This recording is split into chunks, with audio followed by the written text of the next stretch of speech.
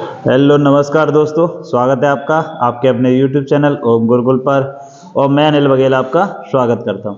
तो देखिए, जो हम लोग पढ़ रहे थे ज्योग्राफी वगैरह, आज मैं लेके आया हूं अति महत्वपूर्ण प्रश्न है। ये 30 क्वेश्चन है, यूपी पुलिस का पेपर है जिन बच्चों का, उनके लिए बहुत महत्वपूर्ण है। पूरा देखेंगे इसको, ये ऐसे मत समझिए 30 क्वेश्चन है। ये 30 क्वेश्चन में मैंने बहुत सारी चीज़ें ऐड करके लाया हूँ, बड़े छांट के क्वेश्चन रखे हुए हैं, ठीक है कि नहीं। उससे संबंधित कुछ ना कुछ जरूर मिलेगा, आपके लिए फायदा होगा, ठीक है कि नहीं। तो देखिए, समय क्योंकि आपको भी पता है कल एग्जाम है, तो सब क्या है, बिजी है। तो हम लोग क्या करते हैं, शुरुआत करते हैं इसकी, और ज़्यादा से ज़्यादा बच्चों में शेयर कर दीजिए जिससे उनको भी फायदा हो सके, ठीक है कि नहीं। तो क्या है, 30 महत्वपूर्ण प्रश्न है जीएस के, वो हम क्या है पढ़ने वाले। नाम 30 है, वो कम से कम 150 से ऊपर निकलेंगे प्रश्न, ये ध्यान रखना, ये मेरा फायदा है। देखिए पहला प्रश्न है आपके स्क्रीन के ऊपर, ये रहा। तो वीडियो को क्या है शेयर करेंगे, कमेंट जरूर करेंगे जो भी है, क्योंकि इससे थोड़ा सा अच्छा लगता है, कमेंट वगैरह आते हैं। देखिए पहला प्रश्न है, किस गुप्त शासक ने अपने बड़े भाई की हत्या करके क्या है सत्ता प्राप्त की थी। तो कौन है, तो देखिए इसका आंसर सीधा सा तो क्या हो जाएगा, तो चंद्रगुप्त द्वितीय। इसने अपने भाई की हत्या करके क्या है सत्ता प्राप्त की थी। किसने, चंद्रगुप्त द्वितीय। इसको ही हम बोलते क्या, विक्रमादित्य, विक्रमादित्य, ठीक है कि नहीं, ये ध्यान रखना। क्या बोलते हैं हम इसे, विक्रमादित्य। विक्रम संवत भी किसने चलवाया, इसी ने चलवाया। बात क्लियर इतनी सी। अगला देखिए, बात करी जाए गुप्त वंश की, तो संस्थापक कौन है, संस्थापक है कौन इसका, संस्थापक श्रीगुप्त, संस्थापक श्रीगुप्त। इसके बाद आएगा घटोत्कच, घटोत्कच के बाद कौन आता है, चंद्रगुप्त फर्स्ट। और चंद्रगुप्त फर्स्ट जो था, महाराजाधिराज की उपाधि धारण करने वाला पहला शासक है, भारतीय शासक, ये ध्यान रखना। कौन है, चंद्रगुप्त फर्स्ट। चंद्रगुप्त के बाद समुद्रगुप्त, और समुद्रगुप्त का पुत्र है जिसका नाम क्या है, चंद्रगुप्त द्वितीय। और ठीक है कि नहीं। और कहीं पूछा जाए ना, तो गुप्त वंश का अंतिम प्रतापी शासक, तो उसका नाम क्या होगा, अंतिम प्रतापी शासक। अंतिम शासक नहीं है, अंतिम प्रतापी शासक, शासक। तो वो कौन था, ये ध्यान रखना, स्कंद गुप्त, देख लेंगे। और जो संस्कृत उसका सती प्रथा का जिसकी जानकारी मिलती है, वो क्या है, एरड अबले का, वो भानुगुप्त का है, ठीक है नहीं। तो ये किससे संबंधित हुआ प्रश्न, एक प्रश्न। इसमें कई सारी चीजें आपने देखी। संस्थापक कौन है, श्रीगुप्त है। उसके बाद बैठा घटोत्कच, घटोत्कच के बाद कौन है, चंद्रगुप्त फर्स्ट, जिसने महाराजाधिराज की उपाधि धारण करी। उसके बाद समुद्रगुप्त, समुद्रगुप्त के बाद कौन है, चंद्रगुप्त द्वितीय। अगला देखते हैं इसके बाद प्रश्न। देख अगला प्रश्न है, चालुक्य वंश का सबसे महान शासक कौन था। चालुक्य वंश का सबसे महान शासक तो कौन है, विक्रमादित्य। तो अभी पढ़ के आए, विक्रमादित्य किसमें था, गुप्त वंश में, तो ये तो होगा नहीं। पुलकेशन द्वितीय, पुलकेशन द्वितीय किसका है, चालुक्य वंश का सबसे महान शासक है। तो इसका आंसर क्या हो जाएगा, पुलकेशन द्वितीय। ध्यान रखना, पुलकेशन द्वितीय सही होगा, प्रथम नहीं होगा। चालुक्य वंश का सबसे महान शासक हर्षवर्धन को भी हराया था इसने, ये ध्यान रखना, ठीक है कि नहीं, ये ध्यान। अगला देखेंगे, हर्षवर्धन के शासन काल में किस चीनी यात्री ने भारत की यात्रा करी थी। तो हर्षवर्धन के समय एक चीनी यात्री था जो भारत आया था। तो कौन है, देखिए फायान आया है किसके समय, चंद्रगुप्त के समय। किसके समय, चंद्रगुप्त के समय, चंद्रगुप्त सेकंड के समय, यानी विक्रमादित्य के समय। और वैनसंग आया किसके समय, हर्षवर्धन के समय। तो इसका आंसर क्या हो जाएगा, हर्षवर्धन के समय पूछ रहा है तो आप बताएंगे किसने है, ये वैनसांग आया। कौन है, वैनसांग। इसकी पुस्तक का नाम क्या है, वैनसांग की सीयू की, सीयू की इसकी पुस्तक है, यात्रा वेदांत है, ये ध्यान रखना। नालंदा विश्वविद्यालय में पढ़ा है, यहाँ पे महायान शाखा से संबंधित है। किस शाखा से, महायान शाखा से। अगला देखेंगे, टोपरा तथा मेरठ से 2 अशोक स्तंभ लेख दिल्ली कौन लेके आया था। कौन है, टोपरा और मेरठ। तो टोपरा और मेरठ से लेके आया कौन, ये लेके आया था आपका फिरोज शाह तुगलक। फिरोज शाह तुगलक लेके आया कहां पर, दिल्ली लेके आया था। टोपरा हरियाणा में और मेरठ तो यूपी में है ही है। अब देखिए अलाउद्दीन खिलजी, ये ध्यान रखना, ये है कौन सा, ये खिलजी वंश का है, खिलजी वंश, खिलजी वंश का है। और ये शासक बना है कब, 1296 से लेके ये रहा है कब तक, 1600 तक, 1316 तक। लगभग 30 वर्ष इसने 20 वर्ष क्या किया है, शासन किया। कितने वर्ष, 20 वर्ष शासन किया, ये ध्यान रखना, ठीक है क्या नहीं। और कई सारी प्रथाएं शुरुआत करी, जैसे घोड़ों को दागने की प्रथा, और स्थायी सेना की शुरुआत भी किसने करी है? अलाउद्दीन खिलजी ने। ये ध्यान रखना। तो आंसर इसका क्या हो जाएगा? फिरोज शाह तुगलक। मोहम्मद गौरी, तो ये ध्यान रखना, ये भारत में मुस्लिम साम्राज्य का संस्थापक है। मुस्लिम साम्राज्य का संस्थापक भारत के अंदर कौन है? ये है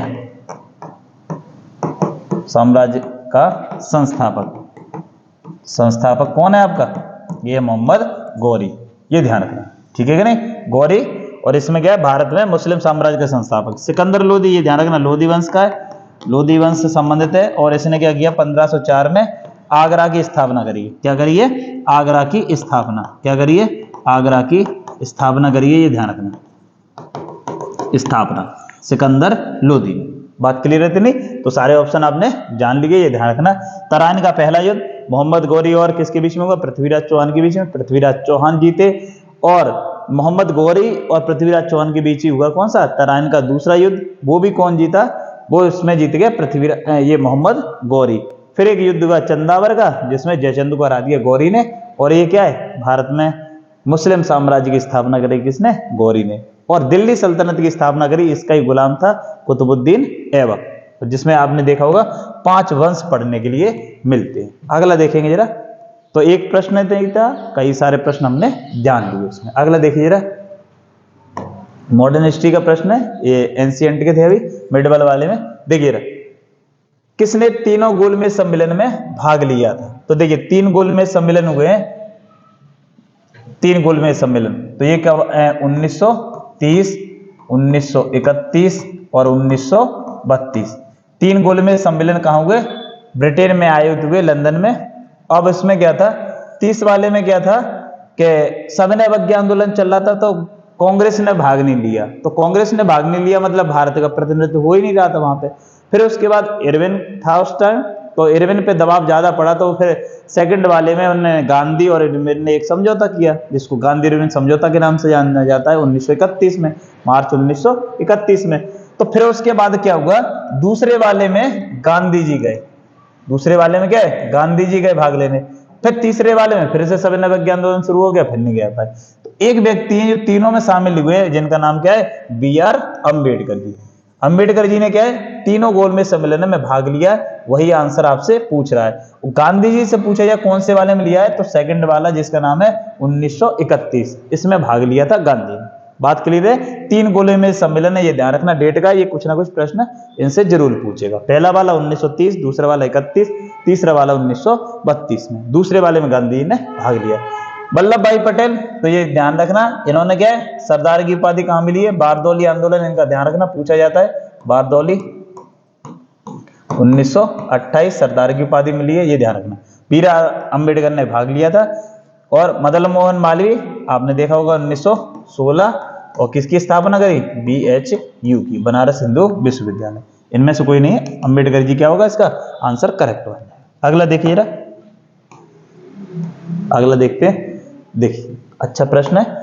1916 में भारतीय राष्ट्रीय कांग्रेस के लखनऊ अधिवेशन की अध्यक्षता किसने करी थी? तो इसको लखनऊ अधिवेशन कह सकते हो, इसको ही कह सकते हैं क्या जी? लखनऊ समझौता या लखनऊ पैक्ट। तो इसमें अध्यक्षता किसने करी थी 1916 में? AC मजूमदार, यानी कि अंबिका चरण मजूमदार। पूरा लिख लेना, अंबिका चरण मजूमदार, इन्होंने करी थी 1916 में, ये ध्यान रखना। और इसमें क्या हुआ था? कांग्रेस का विलय हो गया। इसी वाले में लखनऊ अधिवेशन में क्या हो गया था? कांग्रेस जो अलग हुई थी 1907 में, उसका क्या हो गया? कांग्रेस का विलय हुआ। कांग्रेस का विलय हुआ, यानी कि जो फूटन डली थी, गरम दल और नरम दल अलग अलग हो गए थे, वो दोबारा से क्या हो गए? एक हो गए। और मुस्लिम लीग भी क्या हो गया? विलय हो गया। इसे ध्यान रखना। कब? लखनऊ 1916 में। अच्छा, एनी बेसेंट, ये ध्यान रखना, एनी बेसेंट अध्यक्ष बनी है कब? 1917 में। और कांग्रेस की पहली महिला अध्यक्ष है, कांग्रेस की पहली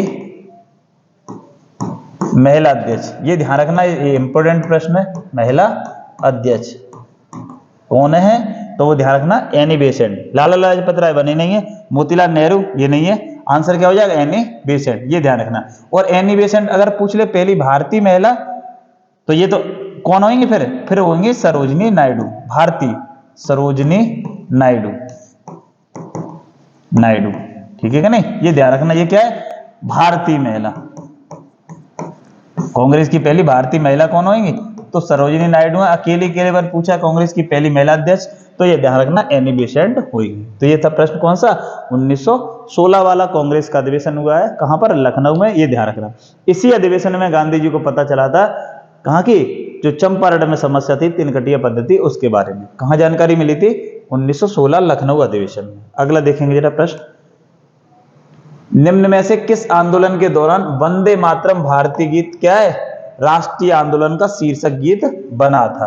तो वंदे मातरम जो है वो बना था किसमें, स्वदेशी आंदोलन, इसी को कहते हैं कौन सा, बंग भंग आंदोलन। क्या बोलते हैं, बंग भंग आंदोलन। ये ध्यान रखना, इसके समय ही क्या है, जो वंदे मातरम गीत है ये क्या है, शीर्षक गीत बना था, बंग भंग आंदोलन। और ये कब का है, 1905, 1905 कलकत्ता बंगाल विभाजन हुआ उसके बाद गाया गया, ये ध्यान रखना। स्वदेशी आंदोलन की शुरुआत तो ध्यान रखना अगस्त में हो गई थी, 7 अगस्त 1920 को, और इसीलिए ध्यान रखना कलकत्ता के टाउन हॉल में। चंपारण सत्याग्रह ये तो 1917 में है, गांधी जी ने किया था, और काय संबंध थे, तिनकटिया पद्धति थे। रॉलेट एक्ट कानून के विरोध में, ऐसा नहीं है, रॉलेट कानून का विरोध ये आया 1919 में हो रहा है, इसमें नहीं है। असहयोग आंदोलन ये हुआ है कब, 1920 में, ठीक है कि नहीं, असहयोग आंदोलन 1 अगस्त 1920 को इसकी शुरुआत हुई है, ये ध्यान रखना। बात क्लियर है, तो आंसर क्या हो जाएगा इसका, स्वदेशी आंदोलन सही हो जाएगा। 1905 में करजन ने किया था बंगाल विभाजन, और विभाजन लागू कब हुआ है, तो ये ध्यान रखना 16 अक्टूबर, ये ध्यान रखना। और इसको क्या है, राखी दिवस के रूप में मनाया था किसने, रविन्द्रनाथ टैगोर ने, राखी दिवस रूप में, ठीक है कि नहीं। और एक गाना गा दिया था, हमारा सोनार बंगला, हमारा प्यारा बंगला, जो बाद में जाके क्या बांग्लादेश का राष्ट्रीय गीत बना हुआ है, ठीक है कि नहीं, ये ध्यान। अगला देखिए प्रश्न, अगला प्रश्न है, देखिए, क्रांतिकारियों के एक गुप्त समाज अभिनव भारत का गठन किसने किया है, यानी आपसे पूछा है अभिनव भारत की स्थापना किसने करी है, तो ये ध्यान रखना वीडी सावरकर, विनायक दामोदर सावरकर। और ये कब करी है इन्होंने, 1904, और वो भी कहां करी है, महाराष्ट्र में करी है, ये ध्यान रखना, महाराष्ट्र में करी है, ये ध्यान रखना इस बात का। कहां पे करी है, वीडी सावरकर ने 1904 में महाराष्ट्र में करी है। अब देखिए, खुदीराम बोस सबसे कम उम्र में क्या है, शहीद हुए हैं, सबसे कम उम्र में क्या हुए, शहीद हुए, ठीक है क्या नहीं, खुदीराम बोस। और ये नौरोदा चाकी, प्रफुल्ल चाकी, भगत सिंह वगैरह ये आप जानते होंगे, ये तो अलग से। तो आंसर क्या हो जाएगा, बीडी सावरकर। कौन सा है, बीडी सावरकर जी ने किया, ये ध्यान रखना। भगत सिंह ने किसकी करी है, नौजवान सभा की। अगला देखेंगे, राज्यसभा के लिए न्यूनतम आयु कितनी, आप सबरी एज देख लेते किसमें कितनी चाहिए होती। देखिए, राज्यसभा की पूछा तो इसका तो आंसर क्या हो जाएगा, 30। अब देखिए 25, तो 25 होती है लोकसभा और विधानसभा, ये ध्यान रखना। इसमें कितनी है, 25 वर्ष। लोकसभा विधानसभा में इसमें कितनी है, 25 वर्ष। 30 वर्ष जो है राज्यसभा और विधान परिषद, इसमें कितनी है, 30 वर्ष है। 32 वर्ष किसी में नहीं है, ये ध्यान रखना। 35 वर्ष होती है, ये किस में होती है, ये ध्यान रखना, राष्ट्रपति,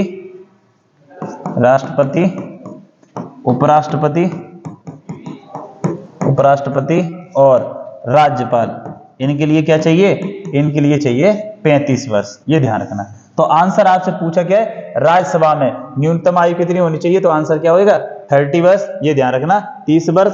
और राज्यसभा और विधान परिषद दोनों की कितनी होती है, 30। लोकसभा और विधानसभा की होती है 25। और जो क्षेत्रीय चुनाव होते हैं जैसे प्रधान वगैरह की, ग्राम प्रधान की, तो इनकी होती है 21 वर्ष, ये ध्यान रखना, ठीक है क्या नहीं। और भारत में वोट देने की एज है वो 18 वर्ष है। अब पहले 21 वर्ष थी, लेकिन 61वां संविधान संशोधन करके ये क्या कर दी गई है, ये ध्यान रखना, ये कर दी गई है कितनी, 18 वर्ष। 61वां संविधान संशोधन कौन सा है, 1989 वाला। 61वां संविधान संशोधन 1989, इसके द्वारा क्या कर दी गई, 18, पहले 21 थी, ये ध्यान रखना। ये बहुत पूछा जाता है 18 वर्ष कब की गई, तो बात है पूरा क्लियर समझ लिया। अगला देखते हैं प्रश्न, ठीक है क्या नहीं। अगला देखिए ध्यान से देखिए लास्ट तक, एक ना एक प्रश्न, एक से क्या, हमें तो बहुत ज्यादा प्रश्न इससे मिलने वाला है, क्योंकि विस्तार से समझाना सारी चीजें, क्योंकि यही तो प्रश्न जो बार बार बनते हैं। देखिए ना, अब इसको प्रश्न को एक ध्यान से पढ़ेंगे भी और करेंगे भी कैसे करके। सुमेलित नहीं है, ये बात का ध्यान रखना, पेपर में जा रहे हो तो इस नहीं को थोड़ा सा देख के चलना, क्या पूछ रहा है, वो नहीं है, सुमेलित नहीं करना है, कौन सा गलत है वो वाला देखना है। देखिए, अस्पृश्यता का आर्टिकल 17 यानी कि छुआछूत, ये तो करेक्ट है बिल्कुल। गिरफ्तारी एवं निरोध से संरक्षण, इसके लिए आर्टिकल है 22 और इसने लिख दिया कितना, 23। तो 23 तो ये क्या हो गया, फिर यही वाला क्या हो जाएगा, इस प्रश्न का आंसर तो यही हो जाएगा। लेकिन गिरफ्तारी एवं निरोध से संरक्षण के लिए आर्टिकल कौन सा है, 22, इसने क्या लिखा है, 23, और वही तो पूछ रहा है, सुमेलित नहीं है। देखिए, और 23 आर्टिकल जो है इसमें क्या मिलेगा आपको, तो आर्टिकल 23 इसमें है आपको शोषण के विरुद्ध अधिकार, शोषण के विरुद्ध अधिकार, ठीक है कि नहीं, ये ध्यान रखना। आर्टिकल 23 में है क्या, शोषण के विरुद्ध अधिकार, और गिरफ्तारी एवं निरोध से संरक्षण है वो आर्टिकल 22 है, इसलिए आंसर तो इसका ये सही हो जाएगा। और देखते हैं इसमें क्या चीज है, धर्म की स्वतंत्रता, बिल्कुल 25 में करेक्ट बात है। अल्पसंख्यकों के हितों का संरक्षण आर्टिकल 29 में, ये भी बिल्कुल क्या है, करेक्ट है। अब थोड़ा सा देखिए मूल अधिकार को देख लेते हैं। 23 आपने देख लिया, 23 देख लिया, तो देखिए इसमें एक 14 देखेंगे, आर्टिकल 14 में क्या है, विधि के समक्ष समानता का अधिकार, आर्टिकल 15 जाति धर्म एवं लिंग स्थान के आधार पर भेदभाव निषेध, 16 में है लोक नियोजन में अवसर की समानता, लोक नियोजन में अवसर की समानता। फिर 17 दे ही रखा है, स्पर्शता का अंत। 18 है उपाधियों का अंत, 18 क्या है, उपाधियों का अंत। और 19 फर्स्ट का जो का खा गा इस तरीका से, तो उसमें क्या दिया गया, पहले वाले में बोलने का अधिकार यानी बाकी व्यक्ति, प्लस क्या है आपको है किसका अधिकार, प्रेस की स्वतंत्रता, यानी 19 फर्स्ट के काम है। इसमें क्या है, बोलने का, चुप रहने का कह सकते हो, और प्रेस की स्वतंत्रता, ये बहुत पूछा जाता है, प्रेस की स्वतंत्रता ये किसमें, ये दे रखी है आपके 19 फर्स्ट के काम है, ठीक है कि नहीं। फिर बोलने का अधिकार है, और इसके बाद क्या है आपको सभा एवं सम्मेलन करने का अधिकार है, खा में सभा एवं सम्मेलन। और गा में क्या है, संगठन बनाने का अधिकार है। और घा में क्या है, घूमने का अधिकार है, घूमने का अधिकार है। और घा के बाद क्या है, यहाँ इसमें क्या है, कहीं पे भी रहने का अधिकार है, यानी कि बसने का अधिकार है। और फिर जो 19 फर्स्ट का चार उसको हटा दिया गया 44वां संविधान संशोधन के द्वारा, आर्टिकल 300 का में भेज दिया, और एक बचा 19 फर्स्ट का चार, जिसमें क्या है, आजीविका चुनने का अधिकार है, आजीविका चुनने का अधिकार, ठीक है कि नहीं। तो ये कुछ आर्टिकल है किसमें, 19 वाले में, जो 19 फर्स्ट के का खा गा करके दिए। अगला देखिए, फिर 21 में गया, 20 में दो सिद्धि के संबंध में संरक्षण, आर्टिकल 21 प्राण एवं दैहिक स्वतंत्रता, 22 ये दे रखा है गिरफ्तारी एवं निरोध से संरक्षण, 23 बता दिया क्या जी है, शोषण के विरुद्ध अधिकार। और आर्टिकल 24 जो 14 वर्ष से कम उम्र के बच्चे उनको आप जोखिमपूर्ण पे नहीं रख सकते, 25 पढ़ लिया, 29 ये है ये। और 32 में क्या है, संवैधानिक उपचारों का अधिकार। अगला देखिए, तो कई सारी चीजें देखी इसमें। अगला देखिए, ये अभी जबरदस्त प्रश्न है, ये ध्यान रखेंगे, मैचिंग वाला है, कौन सा प्रश्न आ सकता है इसमें, देखिएगा। ये ऑप्शन इस तरीका से आते हैं, आपके में नहीं आएगा शायद, दे दे तो अलग बात है, जैसे आरओ पीसीएस वगैरह देते हो तो वहां से मिलते हैं इस तरीका के प्रश्न, लेकिन करना सीखें। देखो यहां दे रहा है ग्राम पंचायतों का गठन, तो इसको करते कैसे ये देखिएगा। ग्राम पंचायतों का गठन हमें मालूम, आर्टिकल इसके लिए 40 है, आर्टिकल 40 है, यानी कि ए का होना चाहिए 5। तो इनमें देखो कौन से वाले में ए का 5, एक में ही है, ऑप्शन बी हो जाएगा, अगला वाला देखना ही नहीं। लेकिन मुझे पूरे बताने आपको, इसलिए देखिए इसको सॉल्व करने का ये तरीका। ग्राम पंचायतों का गठन आर्टिकल मुझे मालूम है कितने में, 40 में, तो मैं देखूंगा ए का 5 किस में, ए का 5 इसमें देख लिया, एक में मिल गया, बस खत्म कहानी, आंसर क्या हो जाएगा, बी सही हो जाएगा। लेकिन मुझे पूरे देखने, देखिए आर्टिकल ग्राम पंचायतों का गठन आर्टिकल कौन सा है, 40 है, इसके लिए आर्टिकल कौन सा है, 40। ये बहुत चर्चा में, ये ध्यान रखना, उत्तराखंड ने अभी पास कर दिया बिल, समान नागरिक संहिता, आर्टिकल है 44, 2 राज्यों में है, गोवा और किसमें है, उत्तराखंड में, गोवा और उत्तराखंड, इन 2 राज्यों में क्या है, आर्टिकल 44 यानी समान नागरिक संहिता चालू है। अगला है कृषि उत्पाद, कृषि उत्पाद के लिए आर्टिकल है कौन सा, 48। 48 आर्टिकल में ये ध्यान रखना, न्यायपालिका का कार्यपालिका से पृथक्करण, तो ये किसमें, ये आपका 50, आर्टिकल 50। और अंतरराष्ट्रीय शांति सुरक्षा एवं भारत की विदेश नीति, ये आर्टिकल कौन सा है, ये है आपका 51। तो कितने पढ़ लिया आपने, ये कम से कम कितने, 1 2 3 4 5 ये आर्टिकल पढ़ लिया आपने, ठीक है नहीं। तो और करते कैसे प्रश्न है ये भी बता दिया आपको, ठीक है नहीं। अगला देखते,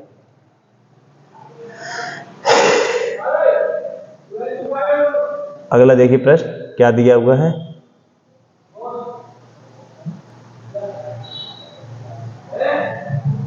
चलिए देखिए, अगला प्रश्न है कि संविधान संशोधन द्वारा भारतीय नागरिकों के लिए 10 मूल कर्तव्य जोड़े गए।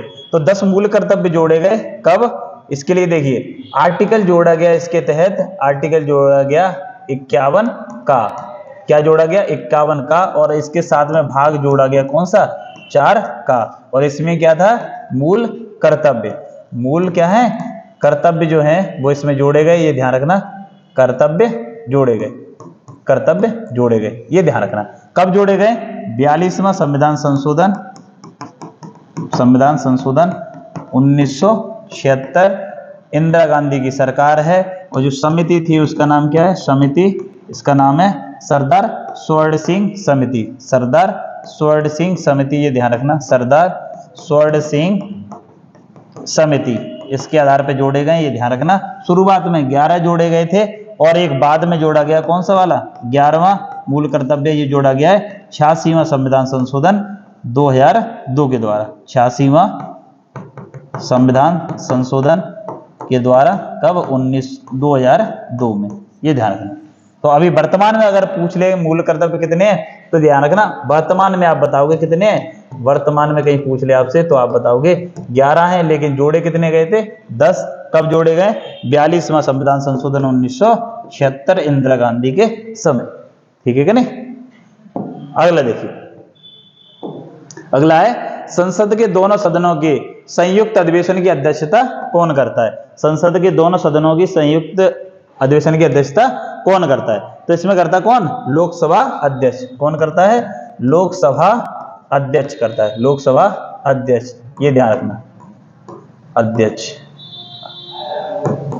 अध्यक्ष, ठीक है कि नहीं। और कौन से आर्टिकल के तहत है जॉइंट सेशन, तो आर्टिकल है इसके लिए कौन सा, संविधान में 108, जिसके तहत क्या है, राष्ट्रपति क्या बुला सकता है, संयुक्त अधिवेशन। बुलाता कौन है, राष्ट्रपति, किसके कहने पे, मंत्रिपरिषद के कहने पे। तो स्पीकर क्या करेगा, इसकी अध्यक्षता करेगा, ध्यान रखना।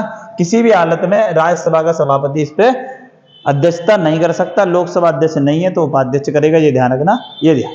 और किसके लिए नहीं बुलाई जा सकती, तो ये ध्यान रखना, धन विधेयक पर, धन विधेयक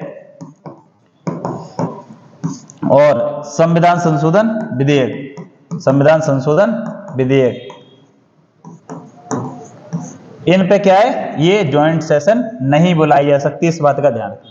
धन विधेयक पे ज्वाइंट सेशन नहीं बुलाई जाएगी, ना ही संविधान संशोधन विधेयक पर, ये ध्यान रखना। आर्टिकल कौन सा, 108, बुलाता कौन है, राष्ट्रपति, अध्यक्षता कौन करेगा, लोकसभा अध्यक्ष। बात क्लियर है इतनी सी, एक प्रश्न नहीं होता, कई सारे प्रश्न है इसमें, ये ध्यान रखना, छांट छांट के रखे हुए हैं इसके लिए। अगला देखिए, यदि भारत के राष्ट्रपति का पद रिक्त हो जाए और कोई उपराष्ट्रपति भी ना हो, तब निम्न में से कौन कार्यवाहक राष्ट्रपति होगा। राज्यसभा का उपसभापति, उपसभापति बिल्कुल नहीं होएगा, ये ध्यान रखना।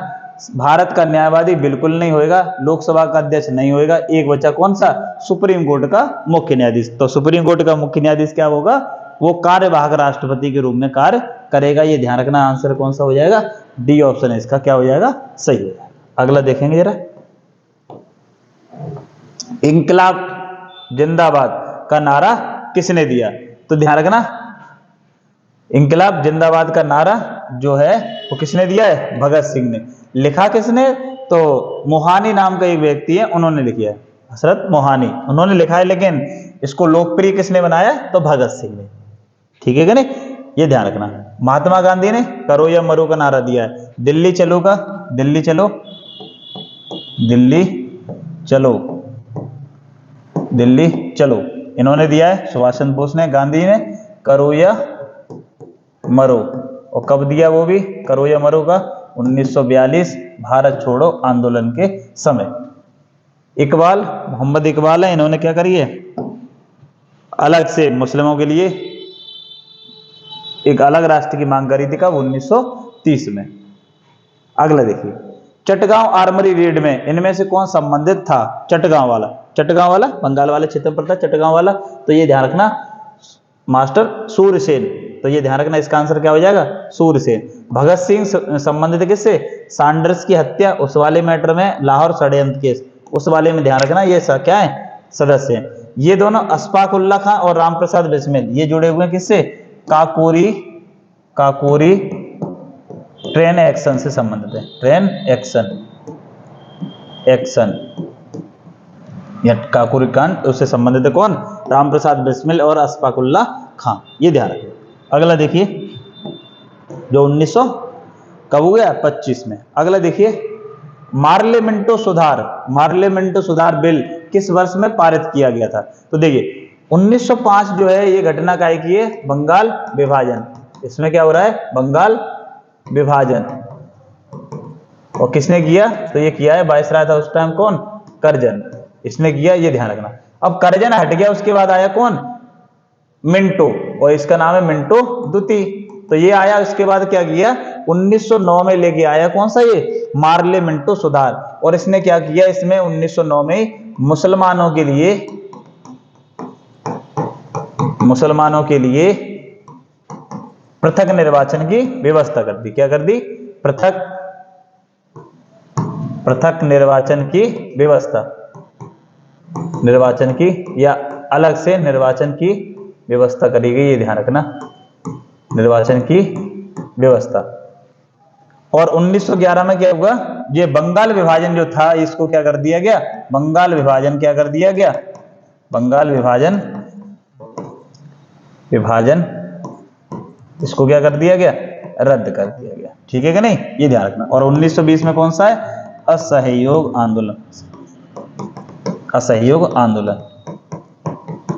और एक आंदोलन और चल रहा था इससे पहले, कौन सा? खिलाफत आंदोलन। ठीक है कि नहीं? तो ये आपने देखा मार्लियामेंटो सुधार कब आया? 1909 में। 1919 में आया कौन सा? मॉन्टेग्यू चेमसफोर्ड सुधार। ठीक है कि नहीं? जो प्रांतों में क्या लगाया था उसने? द्वैत शासन की व्यवस्था शुरू की थी। अगला देखिए, सविनय अवज्ञा आंदोलन के रूप में गांधी जी ने दांडी मार्च, तो दांडी मार्च गांधी जी ने कब शुरू किया? ये ध्यान रखना। अब देखिए कई सारी डेटें यहाँ पे, जैसे 31 दिसंबर 1929 को, इसमें क्या हुआ? लाहौर अधिवेशन हुआ, काय का? कांग्रेस का अधिवेशन, कांग्रेस का लाहौर अधिवेशन हुआ। और इसकी अध्यक्षता किसने करी? अध्यक्ष इसमें बना कौन? इसमें अध्यक्ष बने, क्या नाम है? जवाहरलाल नेहरू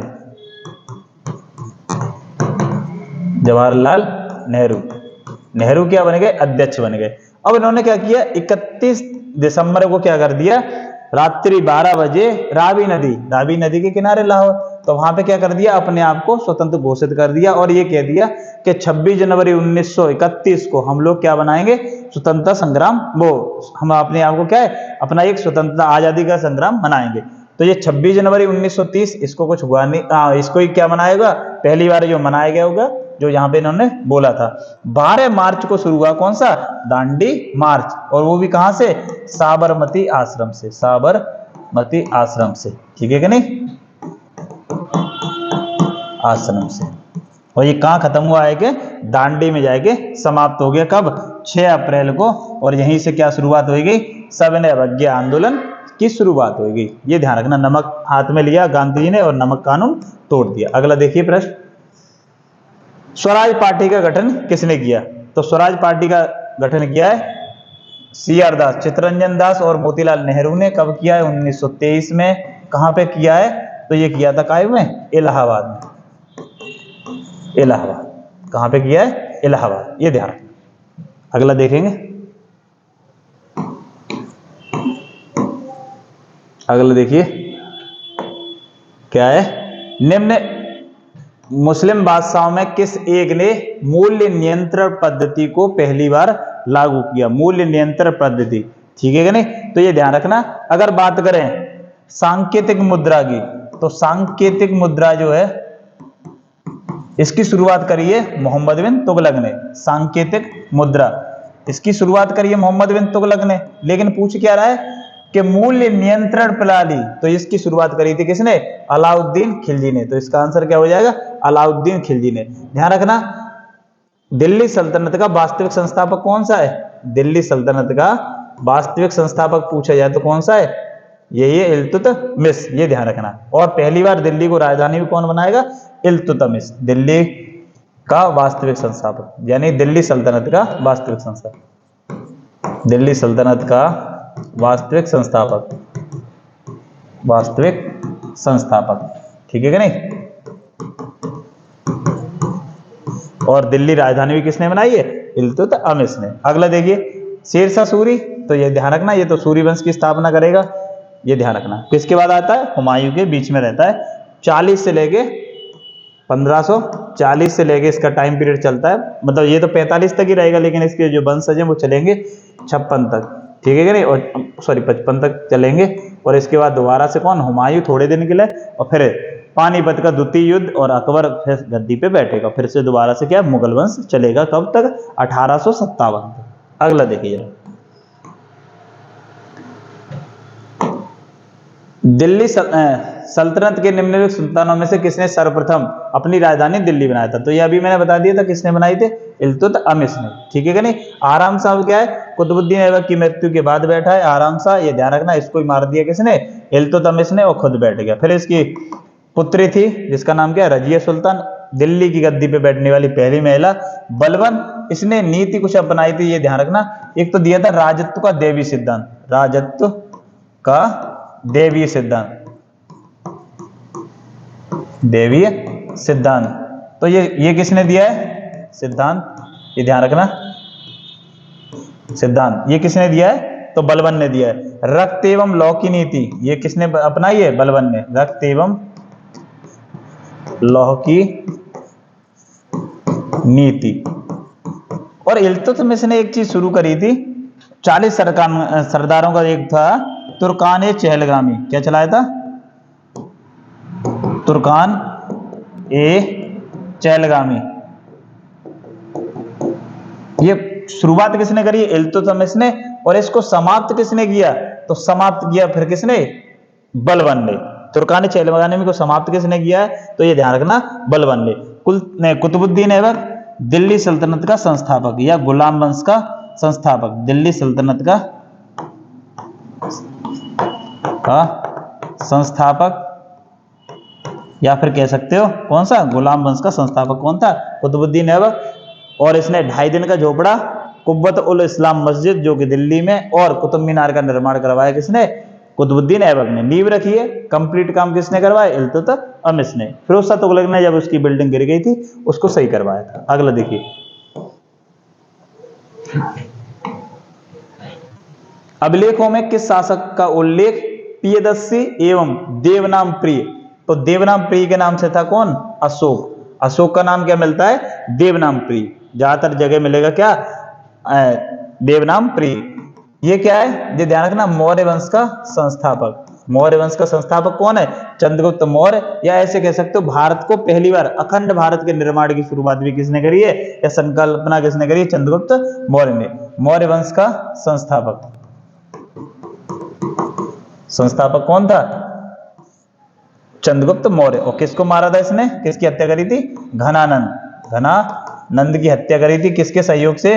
तो चाणक्य के सहयोग से करी है। किसके? चाणक्य के मदद से, ध्यान रखना। और इसके समय क्या है? प्रधानमंत्री भी कौन था? चाणक्य था, ठीक है कि नहीं? भारत का मैकियावेली किसे कहते हैं? चाणक्य। बचपन का नाम है विष्णुगुप्त, ठीक है कि नहीं? और एक पुस्तक है इनकी चाणक्य की, वो ध्यान रखेंगे, अर्थशास्त्र, जो कि राजनीति पर आधारित है। अर्थशास्त्र इसकी पुस्तक है, चाणक्य। अगला देखिए जरा, समुद्रगुप्त गुप्त वंश का, ये ध्यान रखना, गुप्त वंश का है। हर्षवर्धन वर्धन वंश से संबंधित है। हर्षवर्धन किससे संबंधित है? वर्धन वंश से संबंधित है। अगला देखिए जरा, जैन धर्म के प्रथम तीर्थंकर कौन थे? तो प्रथम तीर्थंकर कौन है, ये ध्यान रखना। देखते हैं यहाँ पे सवरे जो भी प्रश्न बन सकते हैं। तो देखिए, ऋषभदेव, जिनको कहते हैं आदिनाथ,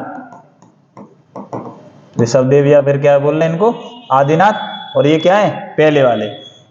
पार्श्वनाथ, ये ध्यान रखना, ये 23वें, ठीक है कि नहीं? और महावीर स्वामी कौन से?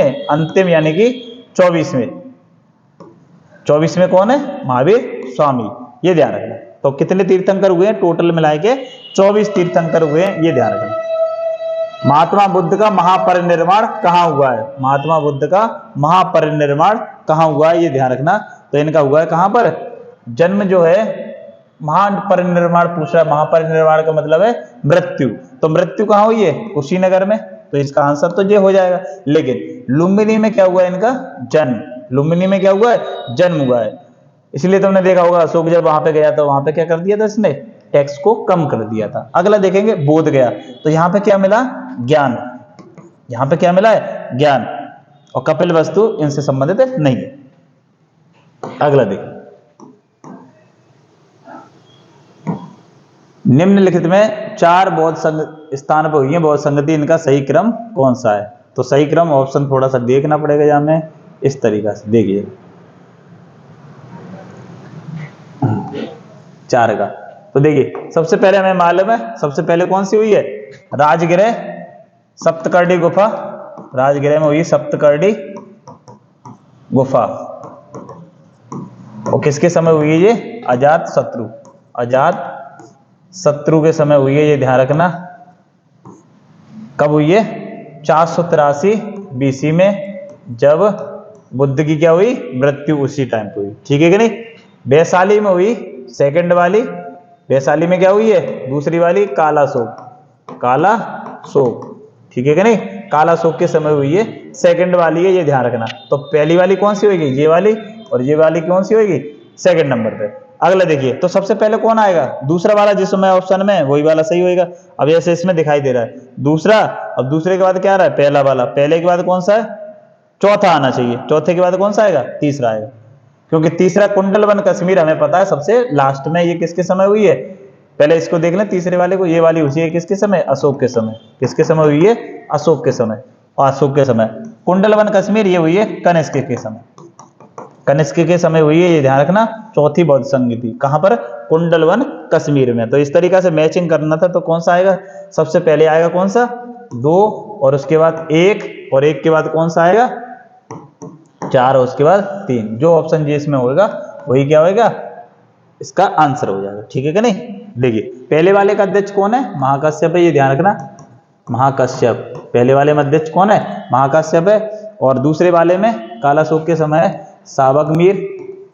सावक मीर। और मोगलीपुत्र तिस्य किसमें? पाटलिपुत्र वाले में, यानी अशोक के समय। और वसुमित्र कश्यप में कुंडलवन कश्मीर यानी कि कनिष्क के समय। अगला देखिए, गायत्री मंत्र के नाम से प्रसिद्ध मंत्र सर्वप्रथम किस ग्रंथ में मिलता है? तो किस ग्रंथ में मिल रहा है गायत्री मंत्र के बारे में जानकारी? तो ये देखते हैं जरा। ऋग्वेद। ऋग्वेद में मिलेगी आपको जानकारी। देखिए वेद कितने हैं? तो ये ध्यान रखना, वेदों की संख्या कितनी है? 4। और उसमें क्रम से देखा जाए तो पहला वाला कौन सा बनता है? ऋग्वेद। ये सबसे प्राचीन है, ये ध्यान रखना, सबसे प्राचीन है। और इसमें है 10 मंडल। कितने मंडल हैं? 10 मंडल। 10 मंडल हैं इसमें, ये ध्यान रखना। 10 क्या है? मंडल है। और उसके ही तीसरे मंडल में है कौन सा? मंडल में है गायत्री मंत्र, ये ध्यान रखना। तीसरे मंडल। लिखा किसने इसको, गायत्री मंत्र को? तो विश्वामित्र ने लिखा है। विश्वामित्र ने लिखा है। किसको समर्पित है? किसको समर्पित है? तो ये ध्यान रखना, सूर्य देवता को समर्पित है। किसको समर्पित है? सूर्य देवता को समर्पित है। इस बात का ध्यान रखना। सूर्य देवता या सविता ऑप्शन है तो वो भी क्या होगा? करेक्ट। दूसरा वेद है जिसका नाम क्या है? यजुर्वेद। यजुर्वेद। और तीसरा सामवेद। और चौथा लास्ट सबसे आधुनिक जो पूछा जाए तो वो कौन सा है? अथर्ववेद। अथर्ववेद। अथर्ववेद। ठीक है, कौन सा है? अथर्ववेद। अथर्वा ऋषि ने लिखा है, ये ध्यान रखना। जो जादू टोना वशीकरण सबसे पॉपुलर पूछा जाए तो कौन सा है? अथर्ववेद। ध्यान रखना, जादू टोना वशीकरण ये सब किसमें? इसी में। जैसे तुम्हारी सगाई वगैरह पेपर नहीं पास हो रहा तो क्या करोगे? अथर्ववेद करा। सोना बाबू पढ़ नहीं रही है, अथर्ववेद। सामवेद में क्या है? भारतीय संगीत का जनक है। ये क्या है? भारतीय संगीत का जनक। भारतीय संगीत का जनक कौन सा है? सामवेद। ठीक है क्या नहीं? यजुर्वेद, ये ध्यान रखना, गद्य और पद्य दोनों में है। गद्य और पद्य, गद्य और पद्य दोनों में है। दोनों में है, ठीक है नहीं। और ऋग्वेद ये ध्यान रखना सबसे प्राचीन है और सबसे नया कौन सा है, सबसे नया, तो वो कौन सा है, ये ध्यान रखना अथर्ववेद है। कौन सा है, अथर्ववेद। अगला देखते हैं, तो आंसर इसका क्या हो जाएगा, कौन सा पूछा है कि किस वेद में जानकारी मिल रही है, तो कौन सा होगा, ऋग्वेद में मिलती है इसकी जानकारी। किसकी, गायत्री मंत्र की लिखा किसने, विश्वामित्र ने सूर्य देवता को समर्पित है। अंतिम प्रश्न है, ये ध्यान रखेंगे। अगला देखिए, अंतिम प्रश्न देखते हैं क्या है। देखिए क्या कह रहा है कि यज्ञ संबंधी विधि विधानों का वर्णन कहाँ मिलता है। तो यज्ञ और कर्म कांडों के बारे में जानकारी मिल रही है किसमें, तो वो है आपका कौन सा, यजुर्वेद। यजुर्वेद में क्या मिलती है, यज्ञ एवं कर्म कांडों की जानकारी मिलती है। अथर्ववेद मैंने ऋग्वेद बता ही दिया, कौन सा वाला है, ऋग्वेद में श्लोक वगैरह दिए गए, ठीक है कि नहीं। तो ये थे 30 महत्वपूर्ण प्रश्न, और आई होप इनसे संबंधित कुछ प्रश्न आपको सीधे के सीधे छपे हुए मिले पेपर में, यही उम्मीद है मेरी, ठीक है कि नहीं। अगर वीडियो पसंद आई है लास्ट तक तो क्या है, शेयर करेंगे, कमेंट और सब्सक्राइब भी करेंगे चैनल को। मिलते हैं नेक्स्ट वीडियो में।